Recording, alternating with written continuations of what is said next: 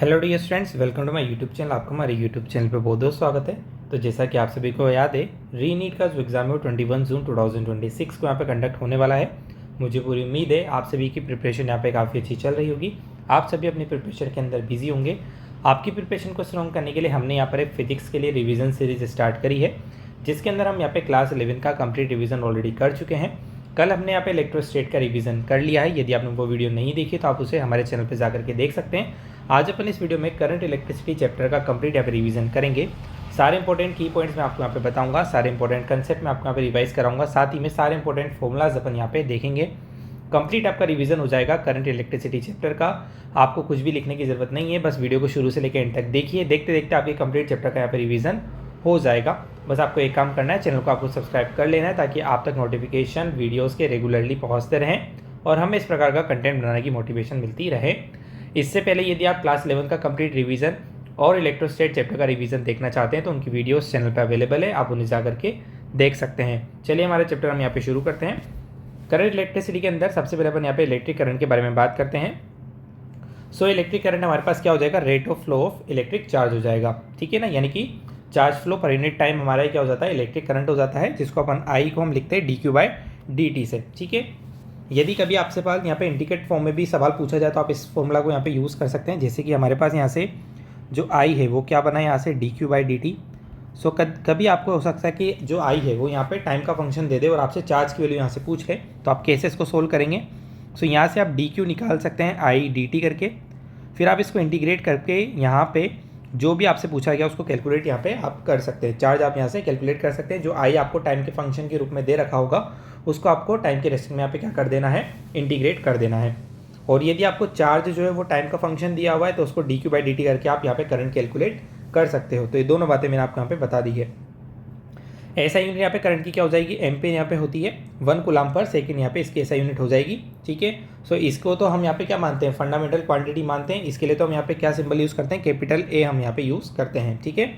Conventional current की यदि हम बात करें तो इसकी जो डायरेक्शन होगी हमारे पास वो क्या होगी, हायर पोटेंशियल से लोअर पोटेंशियल की तरफ यहाँ पे करंट फ्लो होती है। करंट क्या है, एक स्केलर क्वांटिटी है। सेकंड आपके पास यहाँ पे टॉपिक आता है that is Ohm's law. So for a metallic conductor at a constant temperature हमारे पास क्या रिलेशन होता है, V = IR, ओके। जहाँ पे V क्या है, पोटेंशियल डिफरेंस है, I क्या है, करंट है, R क्या है, रेजिस्टेंस है। ओमिक कंडक्टर के लिए V क्या होगा, I के प्रोपोर्शनल होता है। यानी कि जो पोटेंशियल डिफरेंस होता है वो करंट के क्या होता है, डायरेक्टली प्रोपोर्शनल होता है। जब इस प्रोपोर्शनलिटी को हम यहाँ पे रिमूव करते हैं तो हमारे पास एक कॉन्स्टेंट आता है जिसी को हम क्या बोलते हैं, यहाँ पे रेजिस्टेंस बोलते हैं। यानी कि हम VI ग्राफ बनाए तो इसकी जो स्लोप होगी हमारे पास वो हमको क्या देगी, रजिस्टर हमको यहाँ पे दे देती है, रेजिस्टेंस की वैल्यू हमको यहाँ पे दे देती है, ओके। चलिए, सो यहाँ पे जो कॉन्स्टेंट ऑफ प्रोपोर्शनलिटी आया था R, उसी को हम क्या बोलते हैं, रेजिस्टेंस बोलते हैं, जिसका फॉर्मूला हमारे पास होता है R = ρl/a, ठीक है। सो यहाँ से आपसे काफ़ी सारे इससे रिलेटेड सवाल पूछे जाते हैं कि जैसे कि लेंथ को यदि डबल कर दे तो रेजिस्टेंस पे क्या चेंज आएगा, क्रॉस सेक्शन एरिया को हाफ कर दे तो यहाँ पे रेजिस्टेंस पे क्या चेंज आएगा। ये सभी सवाल आपके यहाँ पे इस पे वेराइटी पे बनते हैं, ओके। चलिए नेक्स्ट यहाँ पे हम बात कर लेते हैं, रो यहाँ पे क्या है, रजिस्टिविटी ऑफ मटेरियल है, ठीक है। नेक्स्ट हम यहाँ पे देखें एल यहाँ पे लेंथ है और एरिया क्या होता है, यहाँ पे एरिया ऑफ क्रॉस सेक्शन यहाँ पे होता है, ठीक है। ऐसा यूनिट क्या हो जाएगी हमारे पास, रेजिस्टेंस की, ओम यहाँ पे होती है। इसकी टेम्परेचर डिपेंडेंस में कई बार यहाँ पे सवाल पूछे जा सकते हैं। तो इसकी टेम्परेचर डिपेंडेंस हमारे पास होती है R = R0 1 + alpha ΔT। ΔT यहाँ पे क्या है, टेम्परेचर डिफरेंस है। अल्फा यहाँ पे क्या होता है, टेम्परेचर कोफिशिएंट ऑफ रेजिस्टेंस यहाँ पे होता है, ठीक है। नेक्स्ट आपके पास यहाँ पे हो जाएगी रजिस्टिविटी। सो रजिस्टिविटी का फॉर्मूला आप चाहे तो यहाँ से बना सकते हैं। रो यहाँ से क्या हो जाएगा, RA/L, ठीक है। सो रजिस्टिविटी जो होती है वो क्या होती है, प्रॉपर्टी ऑफ मटेरियल यहाँ पे होती है। इसकी ऐसा यूनिट क्या हो जाएगी, यहाँ पे ओम मीटर होती है, ठीक है। चलिए, इट डिपेंड्स ऑन टेम्परेचर, ये भी टेम्परेचर पे डिपेंड करती है। तो इसका जो टेम्परेचर का रिलेशन सेम रेजिस्टेंस वाला ही है, ρT = ρ0 1 + अल्फा ΔT, ठीक है। अच्छे जो कंडक्टर होंगे उनकी रजिस्टिविटी क्या होगी, लो होगी, और जो अच्छे इंसुलेटर होंगे उनकी रजिस्टिविटी क्या होगी, यहाँ पे हाई होगी। कुछ यहाँ पे मटेरियल की जो रजिस्टिविटी है वो गिवन है, आप इसे चाहे तो रीड यहाँ पे कर सकते हैं। चलिए नेक्स्ट हम यहाँ पे बात करते हैं कॉम्बिनेशन ऑफ रेजिस्टेंस के बारे में। सो यहाँ पे कॉम्बिनेशन दो प्रकार के हम यहाँ पे यूज़ करते हैं। पहला होता है सीरीज कॉम्बिनेशन, दूसरा यहाँ पे होता है पैरेलल कॉम्बिनेशन। सीरीज कॉम्बिनेशन के अंदर क्या होगा, आपके पास जो करंट रहती है वो क्या रहती है, सेम रहती है। पोटेंशियल डिफरेंस क्या रहता है, यहाँ पे अलग अलग रहता है। यानी कि इसके क्रॉस पोटेंशियल डिफरेंस V1 होगा, इसके क्रॉस V2 होगा, इसके क्रॉस क्या होगा, V3 यहाँ पे होगा। करंट यहाँ पे सीरीज कॉम्बिनेशन में क्या रहती है, सेम रहती है, okay. Current through each resistor is same, potential difference individual के अक्रॉस क्या रहेगा, यहाँ पे डिफरेंस रहेगा। आर इक्विवेलेंट का आपके पास फॉर्मूला क्या हो जाता है, R1 + R2 + R3। यदि ऐसे आपके पास यहाँ पे n रजिस्टेंस लग रहे हो तो जो आर इक्विवेलेंट है वो कितना आ जाता है, यहाँ पे n टाइम्स आर यहाँ पे हो जाता है। यदि यहाँ पे आर क्या हो, आइडेंटिकल हो, रजिस्टर यहाँ पे क्या हो, आइडेंटिकल हो, तो यहाँ पे जो इसका इक्विवेलेंट होगा वो n टाइम्स यहाँ पे हो जाता है। पैरेलल कॉम्बिनेशन की यदि मैं बात करूँ तो पैरेलल कॉम्बिनेशन के अंदर हमारे पास यहाँ पे क्या होगा, ये यहाँ पर R1 है, एक सेकंड में इसको सही कर लेता हूँ, that is R1, R2 and R3। तो पैरेलल कॉम्बिनेशन में क्या होता है, पोटेंशियल डिफरेंस सभी के अक्रॉस क्या रहता है, सेम रहता है, लेकिन करंट जो है वो सभी में क्या रहती है, यहाँ पे अलग अलग रहती है। लेट से इसमें करंट I1 है, इसमें करंट I2 है, इसमें करंट I3 है, तो करंट क्या होगी, सभी के अक्रॉस यहाँ पे अलग अलग होगी, लेकिन पोटेंशियल डिफरेंस सभी के अक्रॉस क्या रहेगा, यहाँ पे सेम रहेगा। तो इसमें जो आपके पास आर इक्विवेलेंट का फॉर्मूला निकल कर क्या आता है, वो आता है 1/R equivalent is equal to 1/R1 + 1/R2 + 1/R3। ये फॉर्मूला यहाँ पे बन के आ जाता है रेजिस्टेंस का। ओके, चलिए, तो पोटेंशियल डिफरेंस मैं आपको बता चुका हूँ क्या रहेगा यहाँ पे। सो पोटेंशियल डिफरेंस तो यहाँ पे क्या रहेगा, सभी के अक्रॉस सेम रहेगा, करंट सभी में यहाँ पे क्या रहेगी, अलग अलग रहेगी। ओके, चलिए, सो यदि आपके पास यहाँ पे n इक्विवेलेंट यहाँ पे आपको रेजिस्टेंस दे रखे हो जो कि यहाँ पे पैरेलल कॉम्बिनेशन में कनेक्टेड हो, तो उसका जो R इक्विवेलेंट होता है वो क्या हो जाता है, यहाँ पे R/n होता है।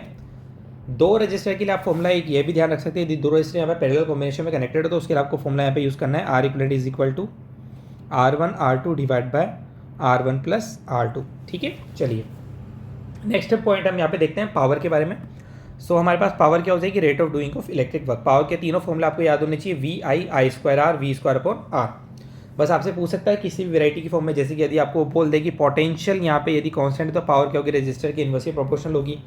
यदि I यहाँ पे कांस्टेंट है तो पावर जो है वो R की क्या होगी, डायरेक्टली प्रोपोर्शनल होगी। तो जो फॉर्मूला दे रखा होगा उसके अकॉर्डिंग आपसे सवाल यहाँ पे पूछे जा सकते हैं। ऐसा यूनिट क्या हो जाएगी, इसकी वोट हो जाएगी। ठीक है, 1 वोट यहाँ पे क्या होगा, 1 जूल/सेकंड यहाँ पे होगा। इलेक्ट्रिक एनर्जी क्या होगी हमारे पास, इसको आप हीट से भी लिख सकते हैं, H। ठीक है, so work done in moving charge Q across the potential difference V। ये आपकी क्या हो जाएगी, इलेक्ट्रिक यहाँ पे एनर्जी हो जाएगी, या फिर इसको हीट भी हम यहाँ पे बोल सकते हैं। सो फॉर्मूला क्या हो जाएगा, VI/T, यानी कि जो पावर वाले फॉर्मूला इन सभी को किससे मल्टीप्लाई कर देना है, हमको टाइम से यहाँ पे मल्टीप्लाई कर देना है। ठीक है, चलिए, ऐसा यूनिट क्या हो जाएगी, इसकी जूल हो जाएगी। 1 kWh ध्यान रखिएगा कितनी होती है, 3.6 × 10⁻⁶ जूल यहाँ पे होती है, एक यूनिट ये होती है यदि मैं इलेक्ट्रिक कंजप्शन की यहाँ पे बात करूँ। नेक्स्ट आपके पास यहाँ पे इंपॉर्टेंट थिंग आती है, दैट इज किरचॉफ लॉ। तो किरचॉफ के हमारे पास दो लॉ हैं, Kirchhoff current law and Kirchhoff voltage law. Kirchhoff current law को हम बोलते हैं यहाँ पे KCL, यानी कि किसी भी जंक्शन पे जितनी भी यहाँ पे करंट आ रही है या फिर जितनी भी करंट यहाँ पे जा रही है उनका जो एल्जेब्रिक सम होता है वो क्या होता है, 0 होता है। ठीक है, at any junction algebraic sum of the current is 0। Summation I क्या होगा, 0 यहाँ पे होगा, यानी कि आने वाली करंट जाने वाली करंट की क्या होगी, बराबर होगी।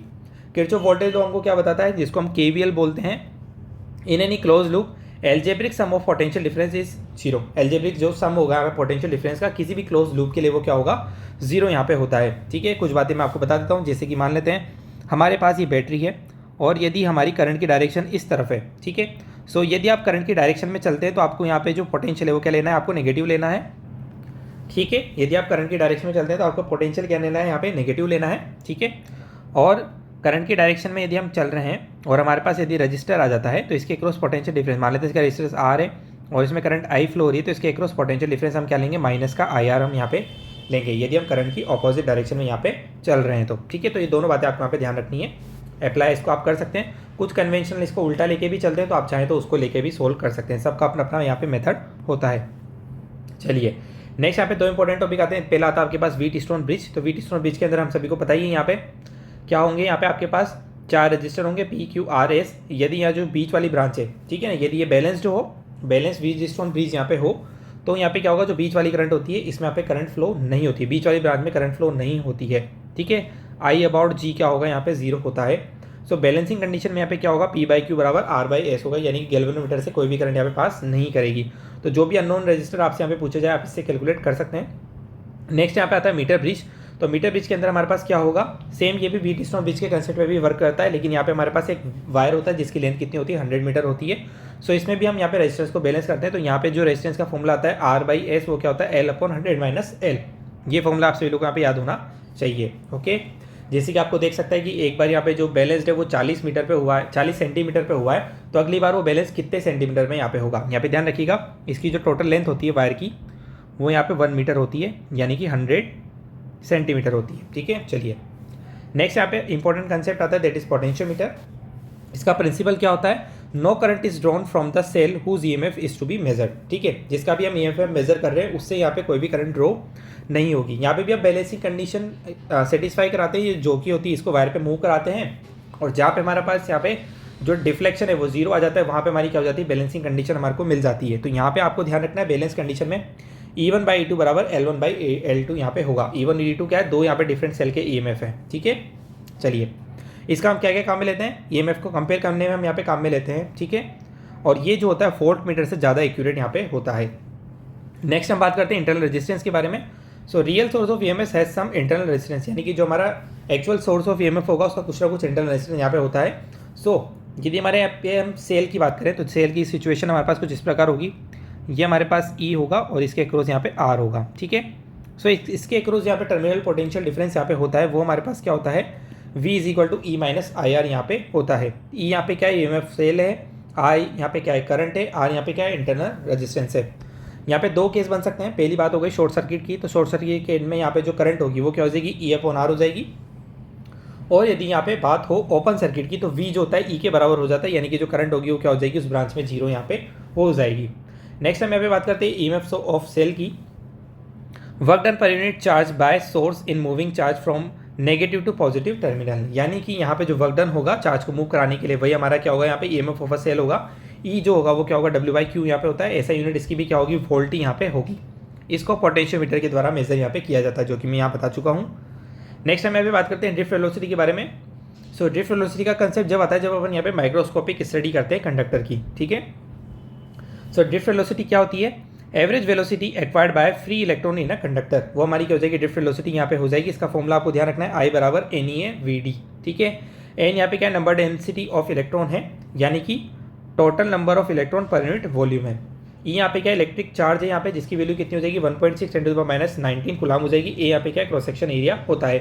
सो यहाँ से आप करंट का फॉर्मूला याद रख सकते हैं और Vd का फॉर्मूला भी आप यहाँ से बना सकते हैं। ठीक है, एक यहाँ पे Vd का फॉर्मूला ये भी होता है, Vd का जो मैग्नीट्यूड होता है वो होता है आपके पास E/τ/m, जहाँ पे टो क्या होता है, रिलैक्सेशन टाइम होता है, E यहाँ पे इलेक्ट्रिक फील्ड होती है। ठीक है, चलिए तो सारे इंपॉर्टेंट पॉइंट्स मैं आपको बता चुका, एक बार फटाफट से रिवाइज करते हैं। हम यहाँ पे N सीरीज जब हम लेंगे यहाँ पे तो ध्यान रखिएगा R इक्विवेलेंट क्या होता है, R1 + R2 up to Rn होता है। तो यहाँ पे जो R इक्विवेलेंट होता है वो हमेशा क्या होगा, जो लार्जेस्ट रेजिस्टेंस होगा उससे भी ज़्यादा होगा सीरीज कॉम्बिनेशन में। पैरेलल में क्या होता है कि जो यहाँ पे इक्विवेलेंट रेजिस्टेंस आता है वो यहाँ पे स्मॉलेस्ट रजिस्टर से भी क्या होता है, कम होता है। N आइडेंटिकल के केस में आपको बता चुका हूँ, R इक्विवेलेंट क्या होगा, NR होगा, और N आइडेंटिकल यदि पैरेलल में कनेक्टेड है तो R इक्विवेलेंट क्या होगा, R/N होगा। टेम्परेचर डिफेक्ट हम देख चुके हैं, R = R0 1 + α ΔT यहाँ पे होगा। सेमीकंडक्टर के लिए क्या होगा, रेजिस्टेंस डिक्रीज विद टेम्परेचर, यदि टेम्परेचर बढ़ाने से उसका जो रेजिस्टेंस होता है वो क्या होता है, घटता है। सुपर कंडक्टर के लिए बिलो क्रिटिकल टेम्परेचर उसका रेजिस्टेंस क्या हो जाता है, जीरो यहाँ पे हो जाता है, इसी वजह से इसको सुपर कंडक्टर बोला जाता है। करंट डेंसिटी आपके पास क्या हो जाती है, current per unit area of cross section, इसको अपन करंट डेंसिटी बोलते हैं। J बराबर क्या होगा, I/A यहाँ पे होगा। इसकी ऐसा यूनिट क्या हो जाएगी, एम्पियर मीटर स्क्वायर। J का फॉर्मूला क्या होता है, J = NeVd, यानी कि आपको क्या करना है, इस फॉर्मूला से आपको डिवाइड कर देना है A में, है ना। यदि आप यहाँ से I/A करेंगे तो कितना हो जाएगा, NeVd, यही आपकी क्या होती है, करंट डेंसिटी होती है। एक आपको करंट डेंसिटी की फॉर्म में एक रिलेशन और आपको ध्यान रखना है, जो आपका ओम्स लॉ होता है वो क्या होता है, J = σE होता है, ये आपको ध्यान रखना है। जहाँ पे J तो क्या है करंट डेंसिटी है, E आपकी क्या इलेक्ट्रिक फील्ड है, सिग्मा आपका क्या होता है यहाँ पे कंडक्टेंस होता है, सिग्मा जो होता है वो 1 रेजिस्टिविटी यहाँ पे होता है। ये फॉर्मूला भी आप सभी लोगों को यहाँ पे याद होना चाहिए। ठीक है, चलिए सो फटाफट से रिवीजन हम यहाँ पे कर लेते हैं। इलेक्ट्रिक करंट क्या होगी, I = dq/dt यहाँ पे होगी। ओम्स लॉ से V क्या होगा, IR होगा, रेजिस्टेंस क्या होता है, ρL/A, यहाँ पे रो आएगा। ठीक है, चलिए नेक्स्ट हम देखते हैं यहाँ पे पावर क्या होती है कि VI² V²/R। यदि अपन को एनर्जी निकालनी तो इसको टाइम से मल्टीप्लाई कर देंगे। किरचॉफ लॉ क्या बोलता है, समेशन I 0 होता है। वोल्टेज लॉ क्या बोलता है, समेशन V 0 होता है। ड्रिफ्ट वेलोसिटी क्या हो जाएगी, I/NeA, ठीक है ना, I/NeA, इसमें E भी आएगा। ठीक है, चलिए नेक्स्ट अपन यहाँ पे बात करते हैं E क्या होगा, W/Q, EMF of cell. Short circuit case में E/R हो जाती है करंट। की पॉइंट्स मैं आपको बता देता हूँ, करंट की डायरेक्शन क्या होगी, कन्वेंशनल हम लेते हैं positive negative. Ohm's law value जो होता है सिर्फ ओमिक कंडक्टर के लिए यहाँ पे होता है। सीरीज कॉम्बिनेशन में करंट सेम रहती है, पैरेलल कॉम्बिनेशन में पोटेंशियल डिफरेंस सेम रहता है। किरचॉफ लॉ जो है जो कंजर्वेशन ऑफ चार्ज पे और एनर्जी पे यहाँ पे बेस्ड है। जो करंट वाला है वो तो आपका किस पे बेस्ड है, कंजर्वेशन ऑफ चार्ज पे बेस्ड है। जो किरचॉफ लॉ ऑफ वोल्टेज है वो यहाँ पे किस पे बेस्ड है, कंजर्वेशन ऑफ एनर्जी पे बेस्ड है। ठीक है, पोटेंशियोमीटर का यूज़ किया जाता है एक्यूरेट मेजरमेंट करने के लिए ईएमएफ का। Internal resistance causes loss of potential, internal resistance की वजह से क्या होगा, पोटेंशियल डिफरेंस में क्या आती है, कमी यहाँ पे होती है। ठीक है, करंट की एसआई यूनिट एम्पियर होती है, पोटेंशियल डिफरेंस की एसआई यूनिट वोल्ट होगी, रेजिस्टेंस की ओम होगी, रेजिस्टिविटी की ओम मीटर होगी, पावर की वोट होगी, एनर्जी की जूल होगी। ठीक है, सो सारी इंपॉर्टेंट बातें मैं आपको यहाँ पे बता चुका हूँ करंट इलेक्ट्रिसिटी चैप्टर से रिलेटेड। यदि कोई डाउट रहता है तो आप कमेंट करके मुझे यहाँ पे पूछ सकते हैं। प्रीवियस वीडियो आपने नहीं देखी तो चैनल पे जाकर के आप उन्हें देख सकते हैं। नेक्स्ट वीडियो के अंदर अपन यहाँ पे कैपेसिटेंस चैप्टर को कवर करेंगे। Thanks for watching, please like subscribe my YouTube channel.